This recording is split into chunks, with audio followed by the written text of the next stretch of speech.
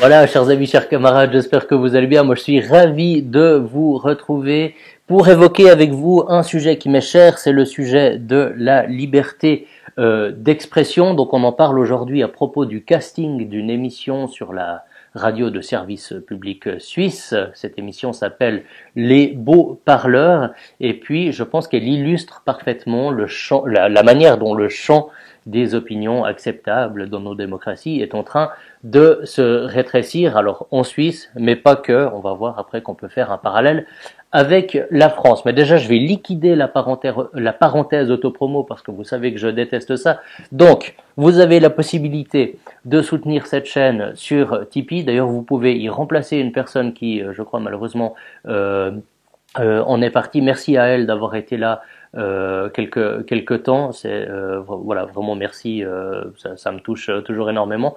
Vous avez aussi la possibilité de soutenir la chaîne avec un don, donc toujours vous avez des liens dans la description. Et puis une manière gratuite de soutenir la chaîne, eh bien tout bêtement, c'est de commenter, c'est de mettre un pouce magique, et puis c'est surtout de partager le contenu, de dire si vous êtes d'accord, si vous n'êtes pas d'accord, ça c'est pas important. L'important c'est que je nourrisse peut-être une réflexion alternative. Voilà. Donc c'est comme ça que vous pouvez soutenir cette chaîne. Merci d'avance. Voilà, ma détestation de l'autopromo est quasiment, deviendra peut-être un jour proverbiale. Donc n'hésitez pas à me dire dans les commentaires si vous avez le sentiment que je m'en suis bien tiré aujourd'hui. Alors pourquoi on parle des beaux parleurs? Alors déjà c'est pas la première fois que j'en parle, j'en ai parlé à plusieurs reprises.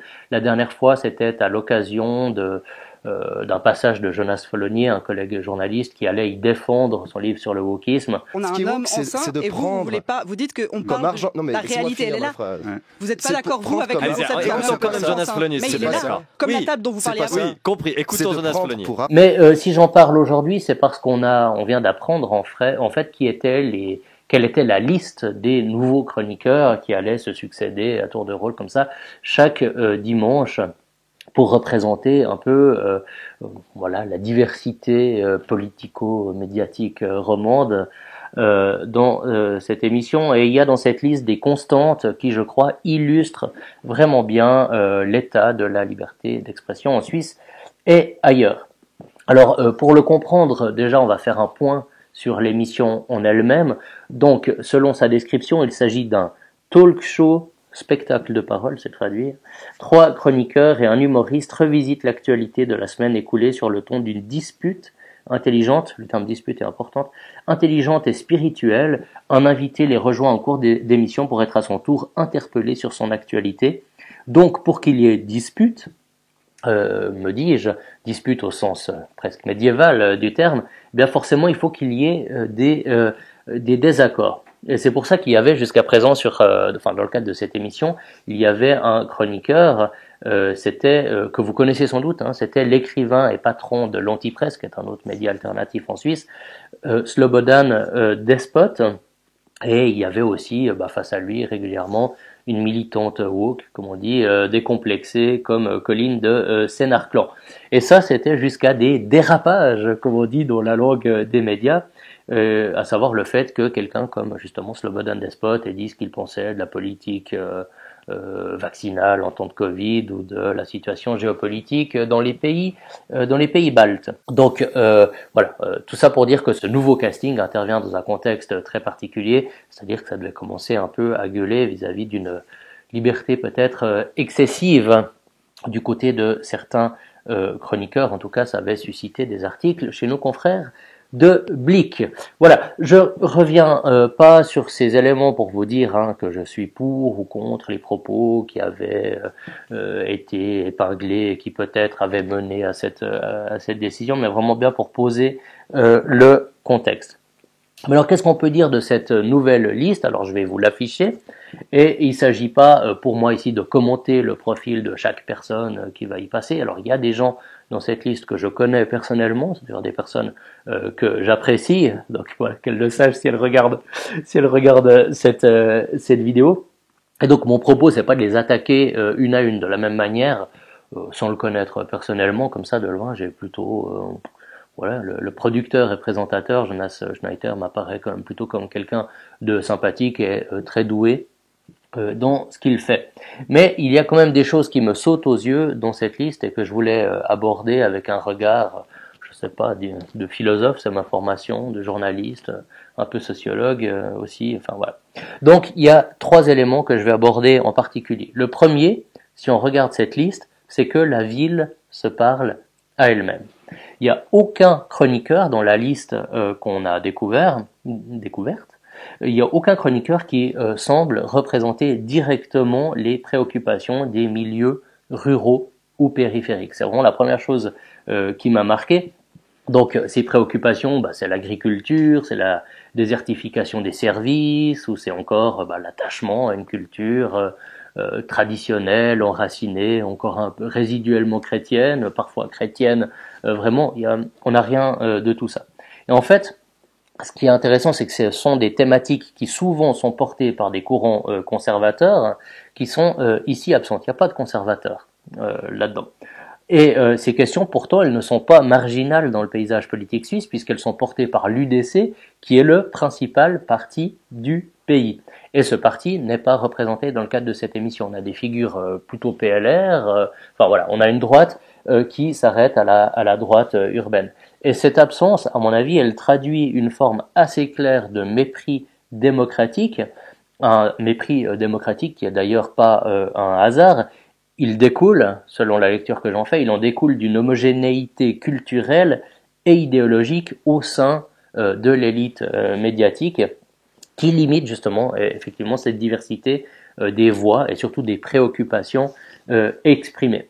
Donc on aurait pu espérer effectivement qu'au moins une personne incarne une posture conservatrice ou souverainiste, mais surtout une posture conservatrice au sens traditionnel. J'entends par là valeurs familiales, culture classique, euroscepticisme ou critique du progressisme sociétal ou du progressisme autoritaire, qui est plutôt ce que je fais moi. Mais en fait, ce qu'on voit, comme je vous le disais, c'est que même la droite qui est représentée ici dans ce casting reste cantonnée très largement à une élite urbaine qui vit entre Lausanne et Genève. En fait, c'est la droite PLR qui correspond à ce centre droit que nos amis français ont vu s'effondrer depuis quelques années. De même pour la gauche qui est très verte, enfin qui est du parti écolo, qui est en fait paradoxalement plutôt un parti urbain qu'autre chose, en tout cas dans les préoccupations qu'ils ont exprimées lors des dernières élections fédérales, avec d'ailleurs un succès tout relatif, puisque ça n'a pas été terrible, Ce que tout cela signifie, c'est qu'on va très peu entendre parler de problématiques qui sont pourtant essentielles pour les gens de l'environnement dans lequel je vis, c'est-à-dire la campagne, c'est-à-dire la pénurie des médecins de famille, le coût des énergies pour les agriculteurs, ou la lutte pour la survie des sociétés locales, par exemple des clubs de gym, qui structurent encore la vie sociale de nombreuses régions rurales. Donc il y a vraiment une sorte de déconnexion géographique qui me paraissait vraiment importante à relever pour commencer. Ensuite, il y a un deuxième point, c'est le point de l'élitisme. Les chroniqueurs qui ont été choisis reflètent tous des trajectoires urbaines marquées par la mobilité sociale, par l'accès aux grandes écoles, aux entreprises internationales, au luxe et évidemment aux médias. Donc cette homogénéité de parcours de formation, de parcours professionnel, là encore, effectivement, les éloigne des préoccupations concrètes des gens qui vivent hors des centres urbains, dont j'aime modestement à me faire un petit peu le représentant, même s'il y en a d'autres qui font certainement ça mieux que moi. Et je dirais que la présence de figures comme Viviane Moret, qui est la fondatrice de la Fête du Slip, donc un événement célébrant les arts et la sexualité, n'est-ce pas?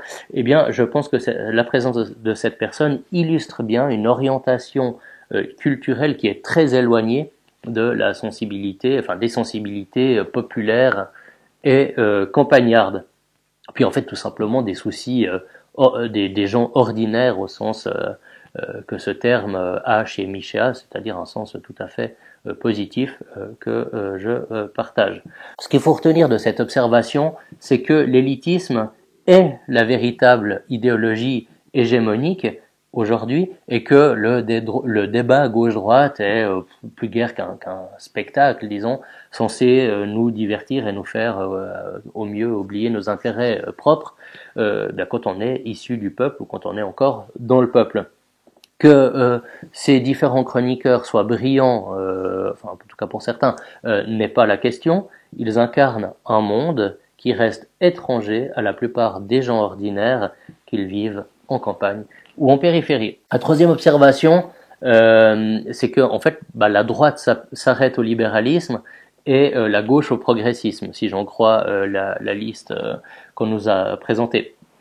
Effectivement, à ce stade, je sais qu'il y a beaucoup de personnes qui se diront peut-être que je plaide sans surprise pour une meilleure représentation de la droite libérale, conservatrice dans les médias. Mais en fait, c'est beaucoup plus complexe. Moi, je milite pour une représentation véritable du peuple dans toute sa diversité. C'est-à-dire qu'on a quand même une bonne moitié de la population qui ne se reconnaît pas dans ces figures, et pas uniquement parce qu'elle serait, je sais pas, passionnée par le tir à la corde là dans les fêtes de jeunesse et par le fait de boire des bières tièdes lors de soirées de danse en ligne country. Enfin non, le fossé va bien au-delà de ces clichés. Il manque, par exemple, il manque aussi des représentants effectivement d'une urbanité de classe populaire, c'est-à-dire des figures qui vivent réellement dans des quartiers ouvriers ou dans des zones périurbaines, et ça aurait permis de casser cette homogénéité socioculturelle que je décrivais plus tôt. Et la question que je pose, et si Jonas Schneider regarde cette vidéo, il pourra peut-être y répondre dans les commentaires, c'est pourquoi est-il si difficile d'imaginer une infirmière, un maçon ou un petit commerçant qui aurait le droit de siéger dans cette émission?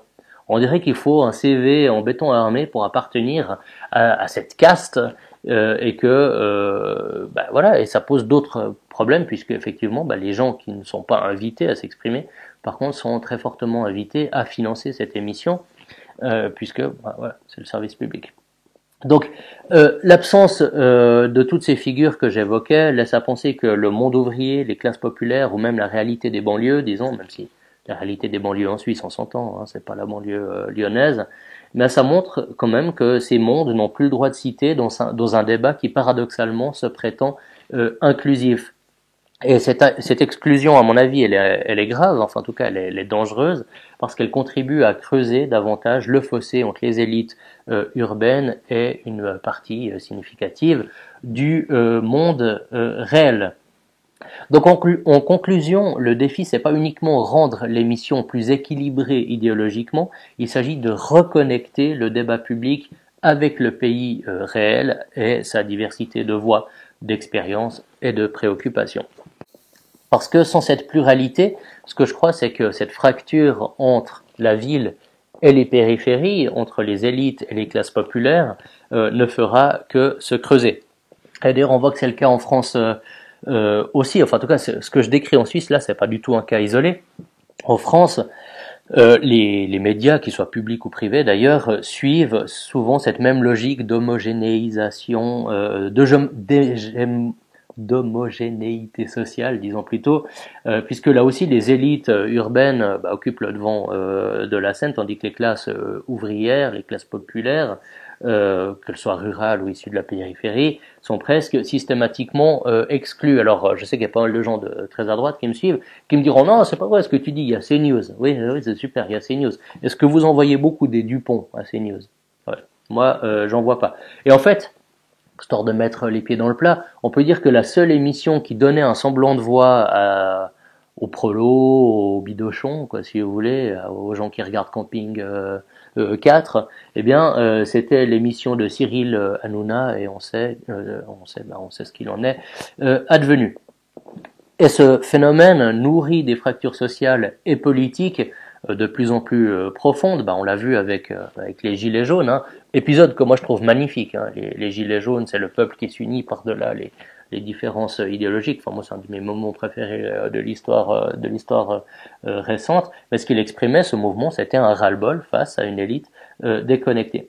Et pourtant, ces voix, elles restent largement absentes du débat public officiel, alors qu'elles incarnent sans doute mieux que quiconque ce que j'appelle le pays réel. Au fond, ce qui se joue ici, en Suisse comme en France, alors le cas des beaux-parleurs, c'est une illustration, hein, mais je pense qu'elle est quand même assez symptomatique. Ce qui se joue, en fait, c'est la capacité de nos sociétés à renouer avec un pluralisme véritable, une pluralité où toutes les sensibilités, y compris celles du peuple dans sa diversité, comme je disais, peuvent enfin s'exprimer. Parce que ce que je crois, c'est que si ce fossé entre les élites et le reste de la population continue de se creuser, eh bien, bon, voilà, la démocratie risque fort de ne pas y survivre. Voilà. Ayant dit tout cela, je veux quand même préciser un point. En fait, je pense que souvent les conservateurs dans ce genre d'émission sont là pour jouer un rôle d'alibi. Dire qu'on mais regardez, on leur donne la parole, en fait, on leur envoie 4 personnes sur la gueule. Et donc à ce titre, bah, c'est peut-être une bonne nouvelle qu'il n'y en ait pas, même si c'est absolument dingue du point de vue de la représentation, hein, de la diversité idéologique et de la diversité géographique sur laquelle j'ai insisté du pays. Mais c'est peut-être voilà, c'est peut-être une bonne chose. Peut-être une bonne chose aussi parce que ça montre que la véritable alternative, c'est pas d'aller mendier des bouts de parole dans ces émissions. Alors vous savez qu'il y a quelques mois, moi j'avais dit dans le cadre d'une émission qui m'avait invité que bon, voilà, si c'était pour faire la Libye ou la caution, ben, je n'y retournerais pas. Alors, je suis revenu sur cette décision, alors ça n'a pas été suivi d'effet, mais effectivement, si on me promettait, si on me disait, bah voilà, il y aura un débat, il sera vif, mais on voit, c'est pas du 4 contre 1, oui, j'y retournerais, voilà. Mais disons que la véritable alternative, c'est pas d'aller mendier ces bouts de parole qui de toute façon ne changent rien. Hein. J'entends votre journal, vous n'allez pas plus le vendre parce que vous allez marcher sous les fourches codines du service public. La véritable alternative, c'est construire nos propres médias à l'écart avec une représentation plus marquée des lecteurs de droite nationale, de droite populaire, donc pas de droite woke si vous voulez, de choses comme ça. Et aussi de gens d'ailleurs qui ne croient plus beaucoup à la politique. Alors comme je vous l'ai dit, c'est sur un projet de ce genre que moi je travaille avec des amis, avec des soutiens, on pourrait presque parler de garde rapprochée. Et puis peut-être que l'idée ça sera de commencer modestement avec des débats par webcam interposés pour finir en plateau si on arrive à susciter un intérêt suffisant et quelques financements. Donc dites-moi en commentaire si vous êtes prêts à soutenir une telle idée. Voilà, chers amis, chers camarades, je pense que je me suis fait beaucoup d'amis aujourd'hui avec cette vidéo. Alors c'est vrai que la vignette est beaucoup plus violente que finalement ce que je dis, qui est essentiellement géographique. D'ailleurs, ah c'est bête, attendez, j'ai pas sorti le bouquin, mais j'ai 2-3 bouquins là-bas. Voilà, vous pouvez lire par exemple sur le sujet. Il y a Guy Lui là, hein, là j'ai le crépuscule de la France d'en haut, c'était ce bonhomme qui a aussi parlé de la France périphérique. Donc voilà, ça c'est des bouquins intéressants. Vous pouvez lire Michéa, donc en fait des gens plutôt marqués, dans le fond plutôt marqués populaires, même si aujourd'hui la gauche les rejette totalement. N'hésitez pas à approfondir le sujet avec ces auteurs, je pense que ça vous sera tout à fait bénéfique. Sur la question de la fracture géographique, je dirais que le dernier Michéa on parlait spécialement bien. Voilà, chers amis, chers camarades, merci d'avoir suivi cette vidéo. Je vous souhaite une magnifique année. Je vous encourage vraiment à commenter et à partager. J'en ai vraiment besoin pour que cette chaîne prenne de l'importance et pour que l'on puisse construire à l'écart. Voilà, merci beaucoup. Je vous souhaite un tout bon début d'année. Ciao.